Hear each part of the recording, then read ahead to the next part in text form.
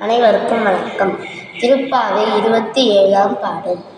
குடாரை வெல்லும் சீர்க்க கோவிந்தாவும் தன்னை பாடிப்பறை கொண்டு யாம் பெரும் சம்மானம் நாடு புகழும் பரிசினால் நன்றாக சுடகமே தோல் வலியே தோடே செவிப்பூவே படகமே என்றனையே பல்கலனும் யாமணிவோம் படகமே என்றனையே பல்கலனும் யாமணிவோம் ஆடை உடுப்போம் அதன் பின்னே பால் சோறு மூடனை பெய்து முழங்கை வழிவாரே கூடியிருந்து குளிர்ந்தேலோரெம்பவா